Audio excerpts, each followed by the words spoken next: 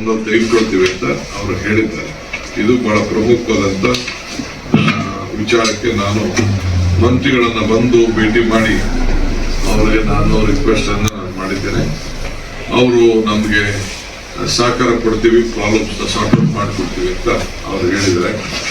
ನಾನು ಹೇಳಿದೆ, ನೀವು ಬೆಂಗಳೂರಿಗೆ ನೀವು ಶಕ್ತಿ ಕೊಡಲಿಲ್ಲ ಅಂತಂದ್ರೆ ನಾವು ಇಡೀ ದೇಶಕ್ಕೆ ಒಂದು ಅವಮಾನ ಮಾಡದಂಗೆ ಆಗ್ತದೆ ಕೂಡ ನಾನು ತಿಳಿಸಿದ್ದೇನೆ.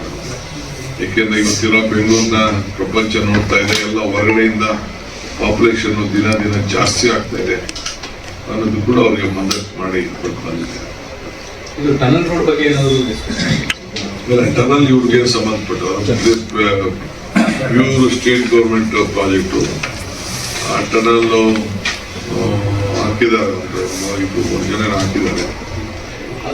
ಸರ್, ಈಗ ಆದಾನಿ ಒಡೆತನದ ಒಂದು ಕಂಪನಿ ಕೂಡ ಬಿಡ್ ಮಾಡಿದೆ ಅನ್ನೋದು ಒಂದು ಬಗ್ಗೆ ಚರ್ಚೆ ನಡೀತಾ ಇದೆ ಸರ್.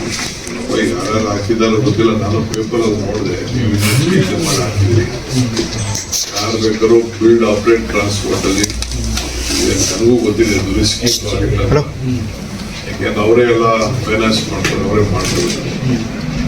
ಬ್ಯಾಂಕರ್ಸು ಸುಮಾರು ಜನ ನಮ್ಗೆ ಮಧ್ಯೆ ಕೇಳ್ಕೊಂಡು ಬಂದು ರಿಕ್ವೆಸ್ಟ್ ಮಾಡೋದು ಬ್ಯಾಂಕರ್ಸ್ ಏನಂತ. ನಾವು ಹೇಳ್ದೋ ಯಾರು ಬೇಕಾದ್ರೂ ನೀವು ಫೈನಾನ್ಸ್ ಮಾಡಿ ನಿಮ್ಗೆ ಒಳ್ಳೇದಾಗ್ತದೆ ಅಂತ. ಎಲ್ಲರಿಗೆ ಗಾಬರಿ ಇದೆ. ಈಗ ಮಧ್ಯೆ ನಾನು 1 ಕಿಲೋಮೀಟರ್ ಟನಲ್ನ ಎಕ್ಸ್ಟ್ರಾ ನಾನು ಬೇರೆ ಕಡೆ ಇನ್ನೊಂದು ಅರ್ಜೆಂಟ್ ಟ್ರಾಫಿಕ್ ಈಸ್ ಔಟ್ ಮಾಡೋಕ್ಕೆ ಒಂದು ಸಪ್ರೇಟ್ ಮಾಡಿದ್ದೀನಿ. 20-25% ಟ್ರಾಫಿಕ್ ಕಡಿಮೆ ಆಗ್ಬೋದು ನನಗಿಲ್ಲ ಅಂತ ನಾನು ಹೇಳುತ್ತಿಲ್ಲ.